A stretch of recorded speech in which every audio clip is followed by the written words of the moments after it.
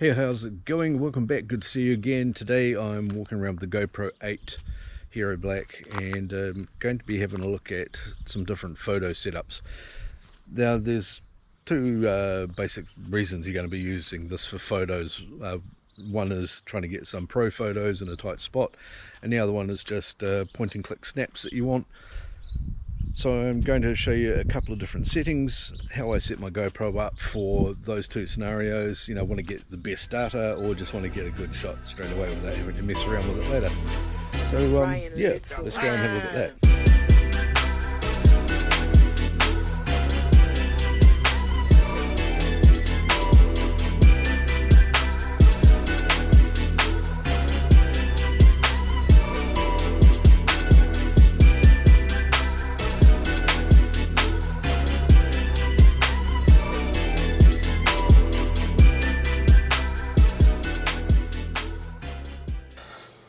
Okay, so I've got the Hero 8 Black here, and I'm going to create two lots of settings on here for taking photos.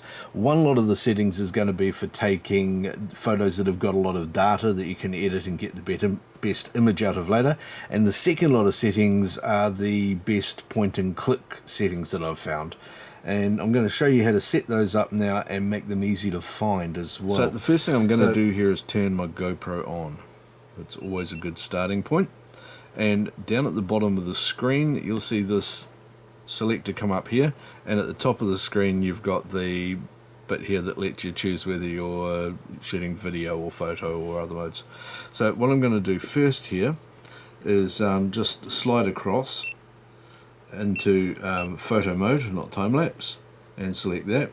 And then I'm going to click on this selector down the bottom here. It's got outdoor by default. I'm just going to click on that one.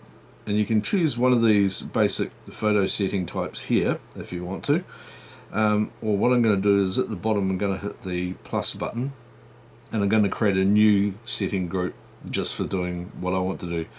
Now this is the one for doing pro photographs, so I'm going to click output and choose raw. Right down the bottom I want raw photos. I want as little manipulation and little of the automatic stuff out of the GoPro happening here as we can. With the lens type, a lot of people say go to wide when you're shooting pro photos and then correct it yourself afterwards. I don't mind going the linear. I don't think it actually damages the data too badly, so you can go either wide or linear. I prefer to go linear. I can see what I'm framing better. Then you want to scroll up a little bit and have a look at the Pro Tune settings. Generally you should leave the shutter on auto. The GoPro is pretty good at that and it doesn't affect the data coming through too much. The white balance, either leave it on native if you want, or if you want to set the white balance so that it doesn't change too much, you can scroll it through here, and I go for 5500 daylight, which is what you're generally going to want to use if you're shooting outside.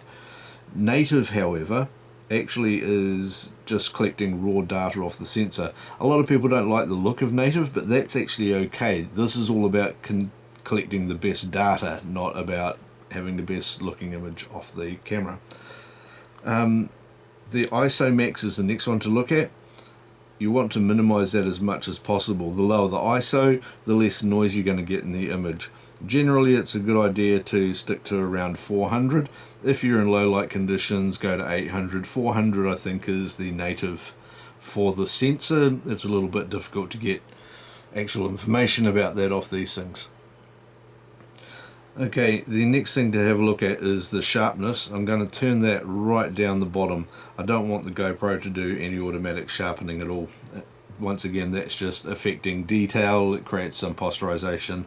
It does give you a really good point and click image if you've got it on high sharpening, but that's not what we're after here.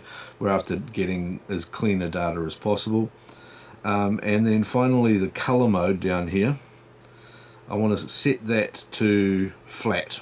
Which is going to give me more detail in the shadows and more detail in the highlights without washing anything out.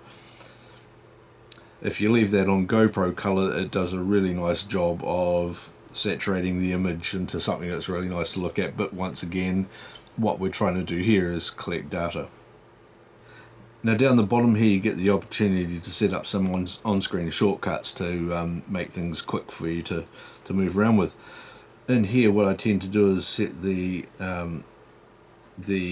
white balance so that you can change that if you're moving indoors and outdoors and that sort of thing. For the lower right I like to set up the ISO minimum, ISO maximum, so that if I do once again go into shadows I can quickly bump that from 400 to 800. In the upper left I like to leave that on the timer, and on the upper right I want to change that to lens type, just in case I want to switch between narrow and wide. Okie dokie. Now once you've got that, you can click the tick button up here and you get to name that one. I'm just going to call that one, let me have a look, point of view for now. That'll do for this. Okay, so that's my first setup done. Now I'm going to do another one, and I'm going to set it up to be more of your point and click thing, so you just want to take a photo, capture it and put it straight on the net and you're not too worried about it. It's great for if you're sort of going out on holidays and things like that and just capturing family pics, and they're not things that you really want to do any more post-production work on. So this is what I'm going to set up for that. Select the button here, I'll push again, and once again I'll come up and hit plus to create a new photo setting. This time I'm going to leave the output on standard. I'm going to go and set the lens to linear by default again, and I'm going to come down here and set the ISO once again to 400. A lot of people will tell you if you're doing this point and click thing, go to 800, which is fine as well, so whichever one of those you want to choose. The sharpening again, I'm going to take that to medium rather than high. Sometimes I think it just over sharpens a little bit too much, and you get some weird edges on things. The GoPro color, I'm going to leave that sitting there, and the white balance, now you can choose here whether to leave it on auto or go to 5500. If you're going to be outside taking photos, say you're at the beach or something, then going to 5500 I find is really good. Sitting on auto is usually going to see you quite nicely as well.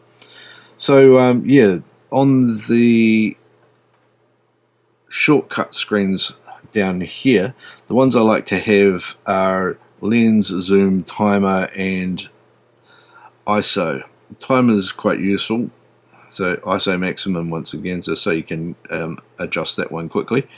Timer is very useful to have on here because if you want to do like pics with groups of people or something like that, you can jump into it quickly and put the GoPro down, frame it up, and then go jump in with your mates and get a photo without having to go through too many menus.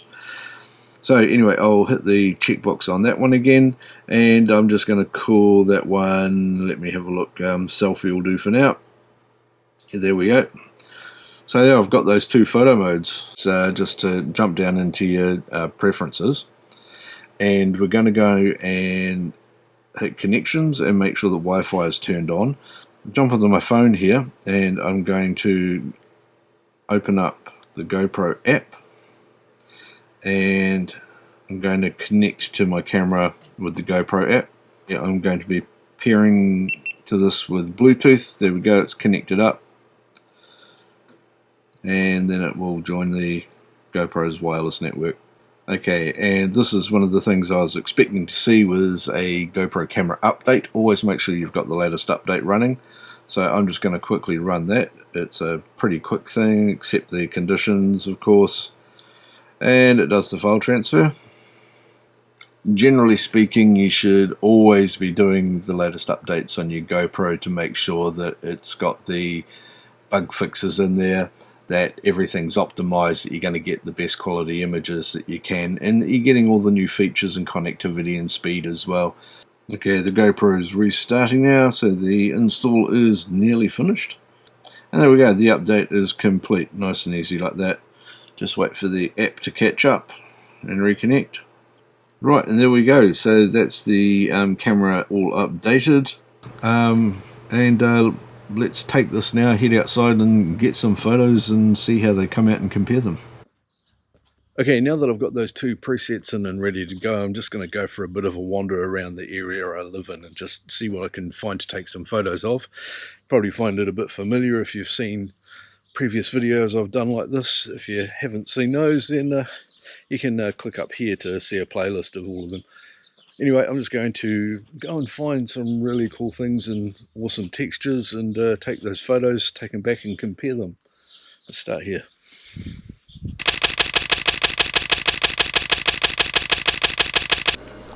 Okay, I've selected 4 of these images that I've taken, and here's the first one, which is a fence just up the road from my place. This is the straight GoPro one.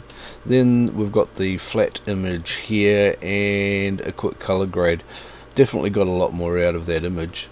The next one was some river stones and trees and stuff. The green heavily saturated, so in the flat image here, as you can see, there's a lot more detail, and I was able to bring that up to more subtle greens, less overbearing yellows. This is a bit of moss on a tabletop out the back of my place, and the flat image of it again. Took a little bit of manipulating on contrast here, but I brought that up quite nicely and there's a lot more detail. And lastly, my potato plants and a flat image, which you look at that, you wonder what you can pull out of it, but then I pulled out much more realistic colour. So there you go. Yes, you can get much better photos out of the GoPro using a flat image, but the ones that come straight out of the camera, they're perfectly good. Nothing to complain about there.